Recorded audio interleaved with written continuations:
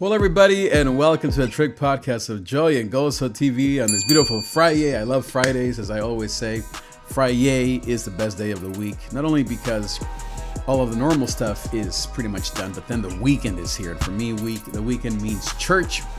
It means being with God's people. It means being online. And so that's why I'm excited. How are you on this lovely Friday? What are your plans for today? I am hoping to do a few things, fun things. One is to work on my sprinklers, some home projects here.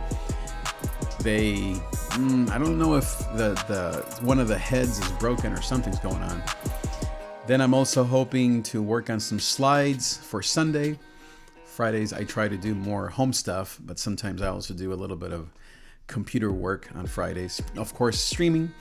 And then the weekend, we're hoping to also get away here sometime this summer. My beautiful wife and our young adult teen children. Graduations are coming next week, end of the school year for all of us.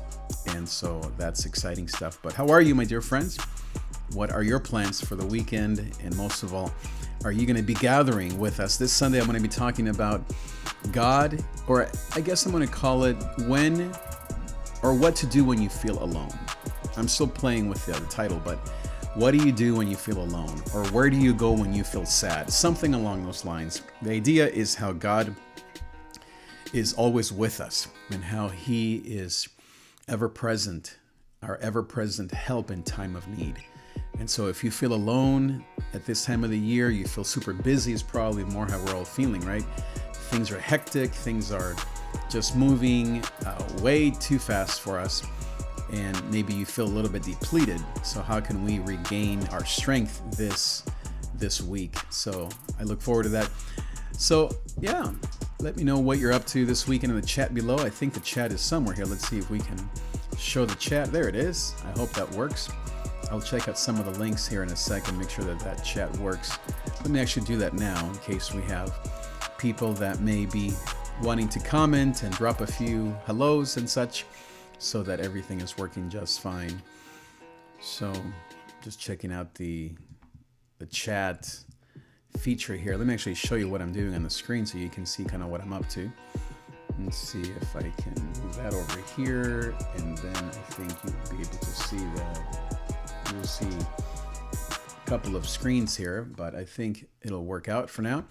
So I think that we go to this little guy right here, to the chat app right there, and it'll pop up here in a second. I think it's loading up there. All right, it's taking some time. I missed the music, so let's see, how do we add the music back in? By the way, audio input, right? Is that an audio input? I believe it's audio input. No, is that just music? I think it's just music. Media source.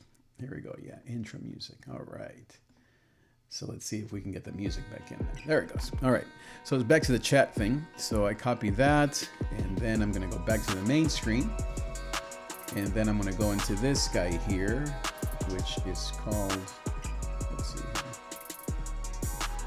Oops, I should move down. Okay, there it is. Chat right there. I'm going to open this and then type in that new URL.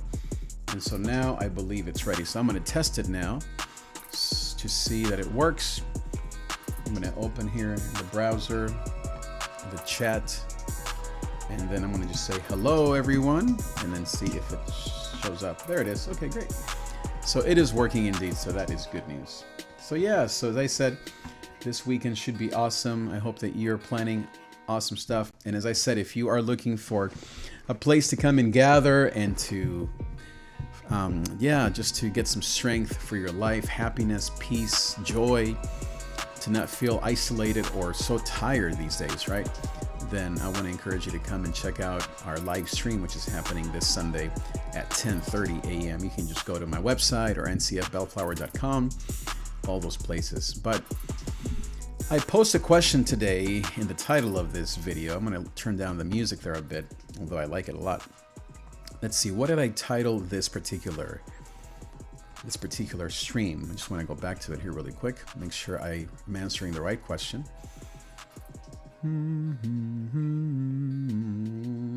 I think it dealt with frustration, because I've been, as I said, noticing a lot of frustration and also dealing with it myself. So ever have conflict with someone you can't seem to resolve?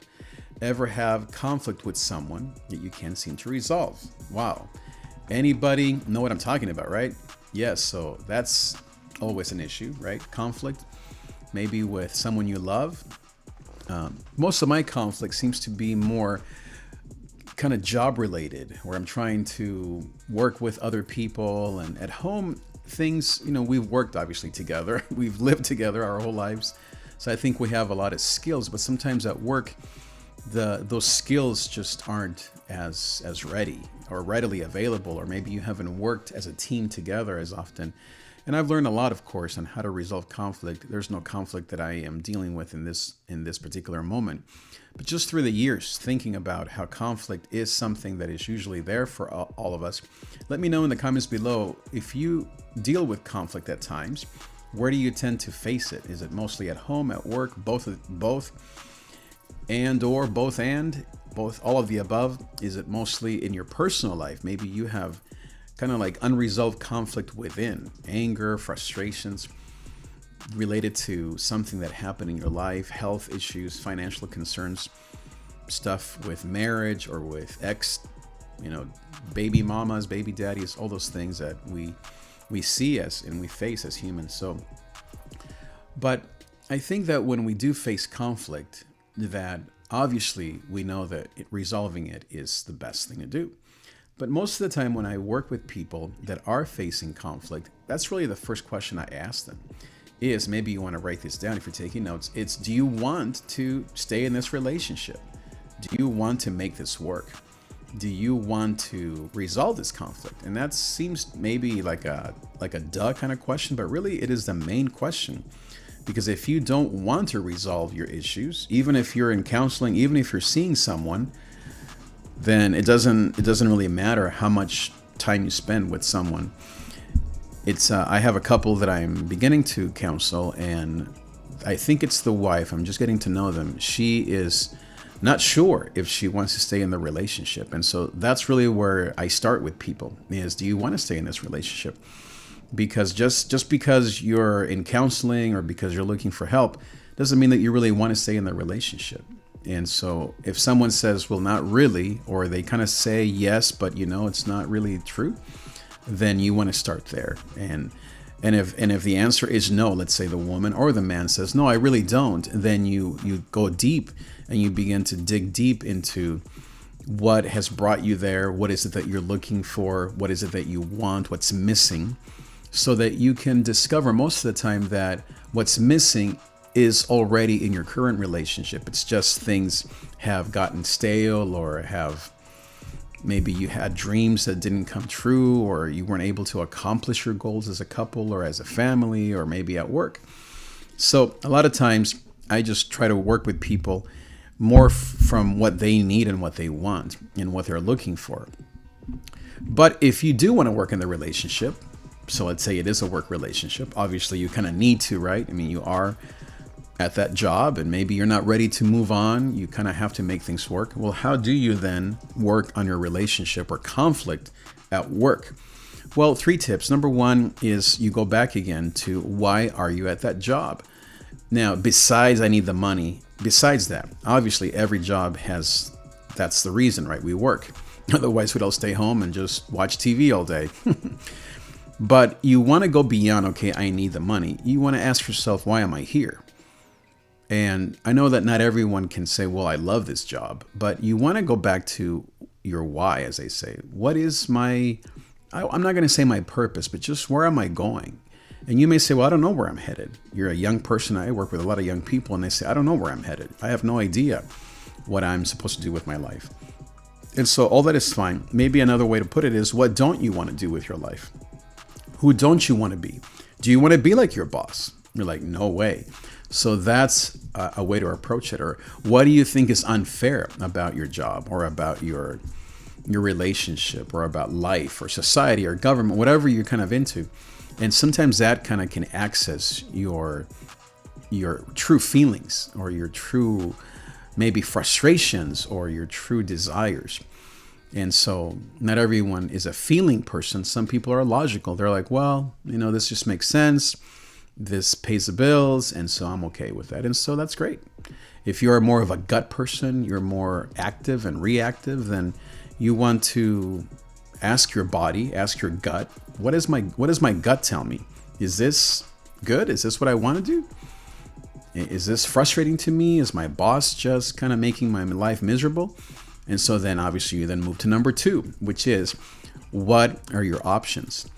And your options isn't about, again, money or training or all that kind of stuff, but more about what I would put it as, what do people tend to pay you to do? It goes back to the idea of skills and purpose and passion and longing. But I would say, even more practical than that, what do people tend to pay you to do? What do people tend to admire you for? Or say you're good at this? And maybe they say you're good at everything, but what's the number one thing that people tell you you're best at? Or not even best at, but that you're amazing at. There's amazing, or there's this book called The Big Leap, talks about your level of genius, excellence, and I think it's your level of average or something like that. You don't want to be an average person. You don't want to be even excellent. You want to be in your level of genius. And so what's the thing that you are a genius at? And you're like, well, I don't know. Well, that's where you talk to your friends. That's where you do kind of begin to ask questions. And even like I'm a musician, of course. And when I play my music for some people, it depends on the song. Some people are like, oh, that's okay. Then there are other songs that I write. They're like, oh, wow, that moved me. And they just begin to cry. So those are ways for you to know, okay, what am I best at? Is it this? Is it that? I'm not talking about you and songs, but is it something that you would rather? Maybe there's something that you want to be really good at, but you're not. You're maybe, like I said, you're at the level of excellence or level of average even. I think there's something before average. I think there's 4 levels or maybe even 5. But let's just call it genius, excellence, and let's say proficient, right? And maybe below, underneath it, there's average and maybe inept or not very good at. And so you want to be doing things that you're at least proficient or excellent at. And so if you don't know what that is, as I said, you talk to people and you ask yourself, what do people tend to pay me to do, hire me to do, or congratulate me to do? Now, there's also the third thing is perseverance.